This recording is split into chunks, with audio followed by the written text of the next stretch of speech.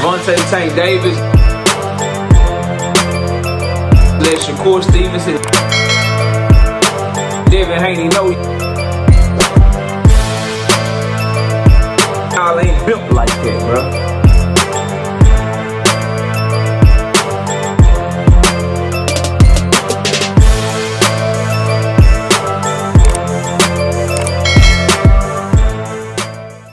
Keyshawn Davis admits that he was pump faking with Abdullah Mason, and he admits that he crumbled under the pressure of his newfound stardom and he just couldn't live up to it. Smash the like button, subscribe to the channel, share the video, turn on your notifications. We live Monday, Wednesday, and Thursday night at 7:30. I'm also live Sunday mornings with the Singing OG KQKC Boxing Network. Sunday mornings, 9 a.m. Central Standard Time. Join the channel as a member. Drop super chats when you come by the live streams that we do. And hit me up if you want to debate. KnockoutBoxing86@yahoo.com is the email address. Let's get it cracking. So, Keyshawn Davis went on to Ariel Helwani's podcast and did an interview. It lasted about an hour long. They covered everything that happened in his hometown fight that he was supposed to have with Edwin De Los Santos, but he missed weight. And everything that happened after the fight when his brother lost. And then they also discussed, you know, what was going on with him and what led to all of that stuff. And that's what I want to talk about in this video. First thing, though, they talked about him missing weight. And Ariel Helwani asked a really good question. He asked Keyshawn Davis, when did you know you were going to miss weight? And Keyshawn said, I have been struggling all week to miss weight. I knew after the Barinchyk fight that I probably wanted to move up because I was struggling to make that weight. But my team told me, let's just do a hometown fight. This is going to be your last fight at 135. And then you'll be able to move up. But he said, I went ahead and did it because I know I'm active. I don't gain a lot of weight. So I went ahead and said, all right, let's do a homecoming fight. Let's get it cracking.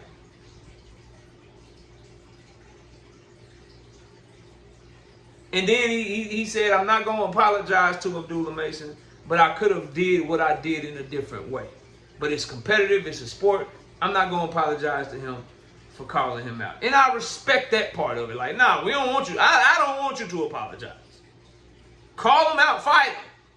But what I do want to shine a light on is that, as I told y'all, these takes be aging like fine wine, bro. The finest of red wines that you could have, bro. An 1882 bottle of red wine, a 1767 bottle of red wine. That's how these takes be aging, bro. Because I already told y'all Keyshawn was pump faking.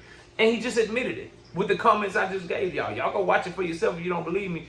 If you knew that you struggled to make weight against Barinchyk and you wanted that to be your last fight, but then your team was like, nah, let's just do one more. Let's just do one more. Do your hometown fight, and then we're going to get it cracking. And then you knew that you were struggling the week of the fight to make weight. So you already admitted that it was supposed to be your last fight at 135. You already admitted that you were struggling to make the weight all week. Why did you call out Abdullah Mason next for a fight at 135 if you knew you weren't going to fight there no more?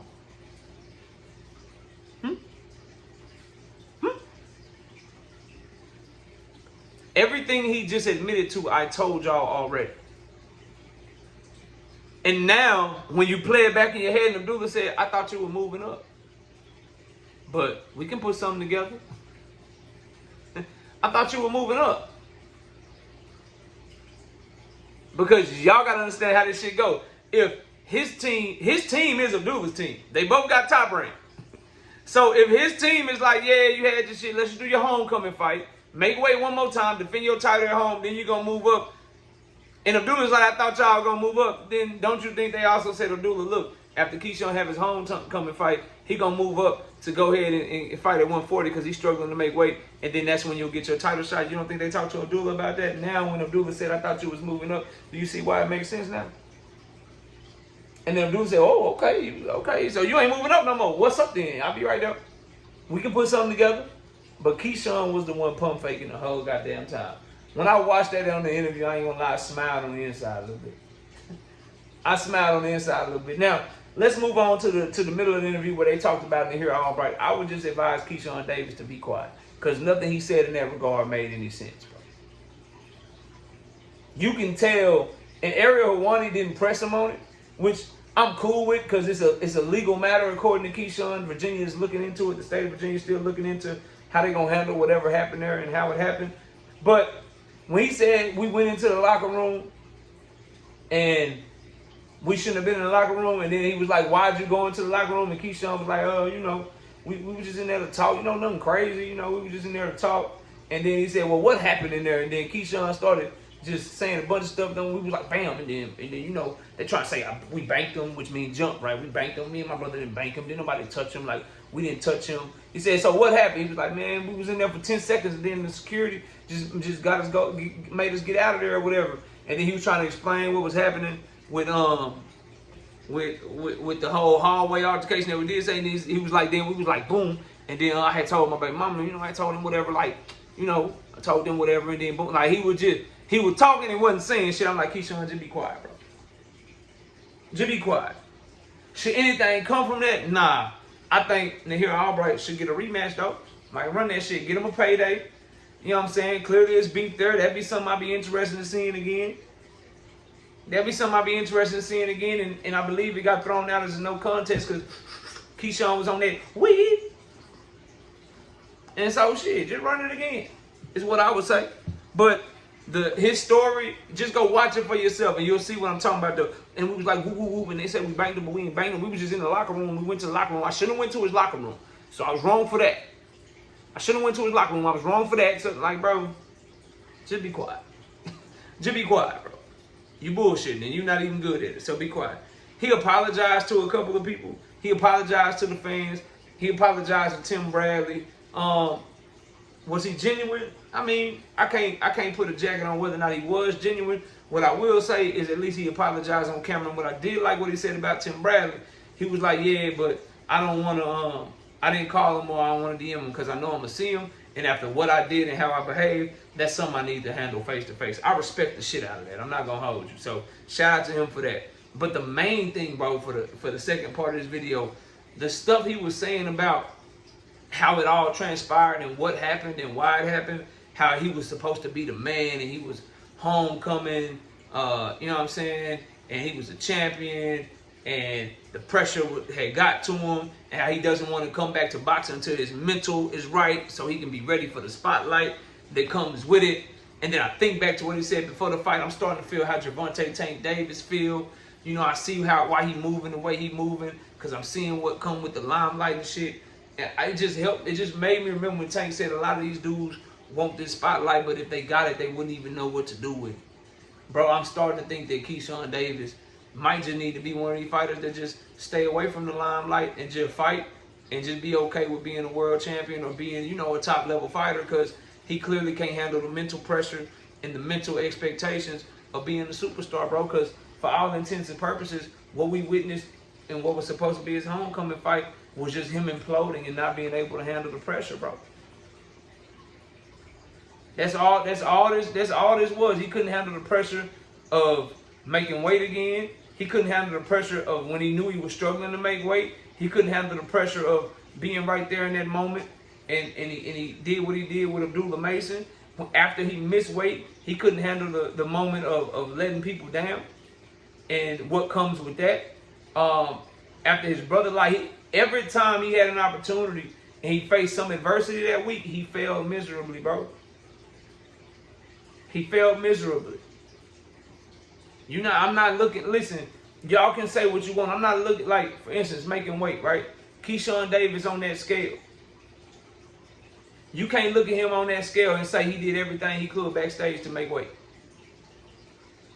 You wasn't looking at a drained fighter. You were looking at a fighter full of energy. You can't tell me he did everything he could to make weight. I don't believe it, bro. Failed. Then when he missed weight, his behavior after that, you can't tell me he did everything he could to try to show that he really truly was sorry for missing weight. And he admitted as such.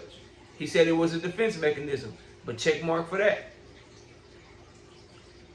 His brother losing. He couldn't handle that moment. And he behaved how he behaved backstage. Every single time he had an opportunity to step up to the moment or he faced a little adversity, he handled it wrong because he buckled under the pressure. What happens if Keyshawn Davis loses a fight, y'all? You think that's pressure What if you get the Tank Davis fight? What if you get the Tank fight? What if you get in the ring with Abdullah Mason? How you gonna handle shit like this mentally, bro? But the bombshell of it all, bro, is how he got respect for Team Elite Food Telefimo all of a sudden.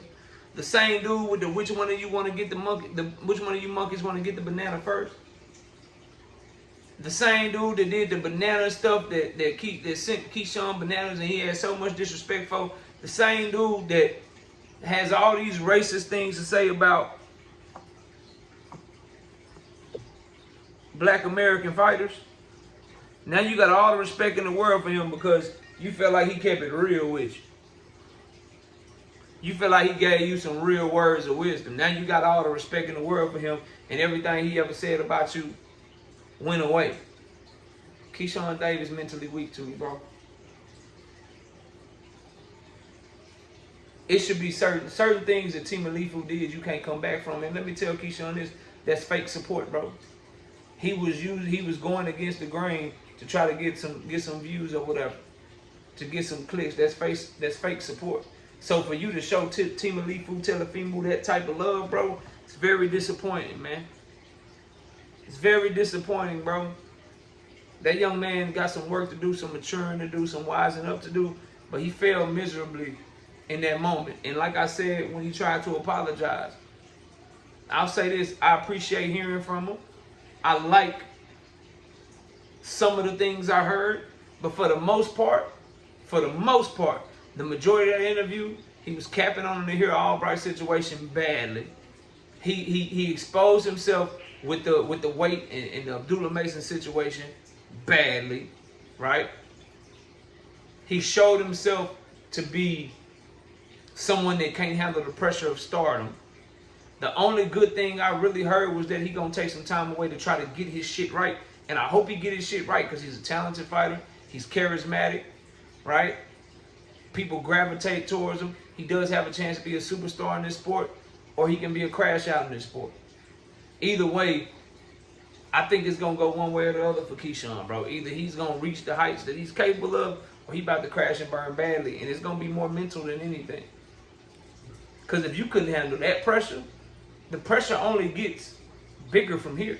Your comeback fight, pressure is gonna be more, specifically if you get in the ring with somebody that's really got a pulse. If I'm Top Rank, I'm probably putting him in there with a tomato can, letting him get his feet wet. You gotta build your way back up to it if you Top Rank. I can't trust you to make weight. I can't trust you to handle the moment well.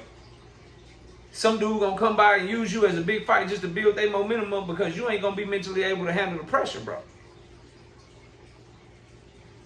And the stuff he said about Team Elite Food, very disappointing, bro. Very disheartening. Very just trash, bro.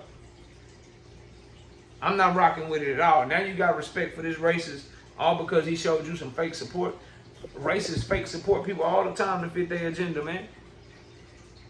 Wise up, Keyshawn, and don't fall for that shit. But y'all let me know what y'all think. Comment below. Smash that like, sub to the channel. I'll see y'all soon. Javante Tank Davis. Let Shakur Stevenson. Devin Haney know y'all ain't built like that, bro.